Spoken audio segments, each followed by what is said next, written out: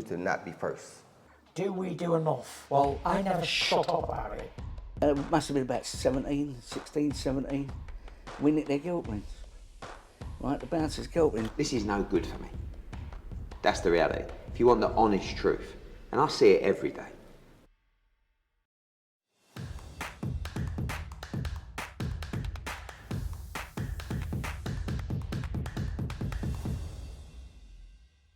This is Oscar Bevis for IFL TV. Delighted to be joined by Mr. Viddal Riley, the realist. Mate, it has been way too long. It's good to see you, my man. No, it's good to see you too, man. Good to see you back on the circuit. Bright light beaming in my eyes again. It's good. I know you're used to the bright lights. We've got a couple of things to talk about. First off, 258 management. Every superstar needs his home. Yeah, man. You know, I was very adamant that I wanted to build something of my own before collabing with someone that is as known as AJ or his company, his people, because I wanted it to feel like a collaboration rather than look out for this guy and have faith in us because we said it. Like, I've already proved certain things. I've already built a brand for myself. So joining with the team at 258, I just feel like we're going to level up. We're just going to help propel that. You know, they've been there. They've done it. Consummate professionals. We are too. My team is as well. And so far, I'm telling you, it's been great, man. It's been great because we're already diligent. They're diligent. And that's what I liked. That's what attracted me to work with them. You know, obviously having AJ with the co-sign is brilliant, but everyone, the way they work within the team, it's not just about him.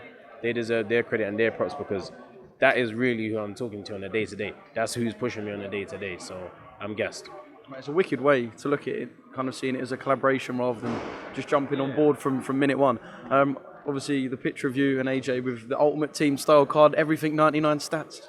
I mean, I didn't make the card. Yeah. Whoever made the card, man, you got to have a word with them about it. But I mean, I ain't arguing with them. I'm not arguing with them. I take it. I mean, everyone wants a 99 card. I take it. In terms of Saturday night, the first kind of rung on the title ladder. I know this is what you wanted as well, to jump into titles and kind of get that whole thing flowing. You must be absolutely buzzing. Yeah, I'm ready. I'm ready, man. I think this is just the final bits now, isn't it? This is the final bits where you got to just cool off for a couple of days. Don't get too eager and all of that stuff because you need to save it for the day. But I've done it, man. I've done it a few times now. I'm experienced. I've got more experience to gain, of course, but I'm experienced at doing this. And it's just time, man. It's just time to put on the show. It's time to put on the show. I'm excited for it. Do you feel all the better for coming out of the back of a rematch? Not many people have rematches in the early stage of their career. 2 victories as well. Couldn't have gone any better for yourself. Do you feel kind of all the better for coming out through the back of that kind of them 2 fights? Yeah, more so the experience. You know, it's just the experience gained and just showing people that I'm old school in that way. You doubt that I can beat you, I'll do it again. And if you doubt it after that, I'll do it again. I'll continue to do it. And that's how the throwback guys done it, and that's how I was raised. That's how I think about the game of boxing. So I'm glad that I took that rematch. I'm glad that I shut that down how I did. And naturally we move on. And then Nathan is now the person in the way. We'll detonate, and then naturally we'll move on. Are you expecting a man who's going to come to box? Yeah, I'm expecting him. He better not. Listen, he better come to fight. I'm gonna make him fight anyway. You want him to come and fight? Listen, I don't want him to do anything. I'm gonna make him fight. But he should come to box. That's probably in his best interest. Just one more from me. I know the cruiserweight division is popping at the moment.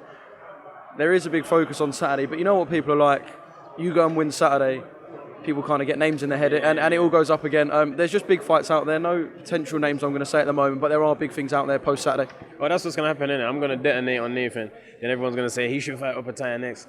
That's how that's how the world works these days. But listen, man, I've got a great team around me. We're all smart individuals. We know what we're plotting for. We know where we want to step next, and we'll do that. I've never lived thinking, oh, they're doing that over there, I'm going to do that too. It's just not how I've ever been. And I think my path to getting here has shown that. Despite all the criticism I might get, people not taking me seriously, all of this sort of things, like, I still stuck to my path. I've done my path, and I'm still fighting for the English title in a couple of days. Do to not be first. Do we do enough? Well, I never shut up about it. It must have been about 16, 17. We nick their girlfriends. Right, the bouncer's girlfriend. This is no good for me. That's the reality. If you want the honest truth, and I see it every day.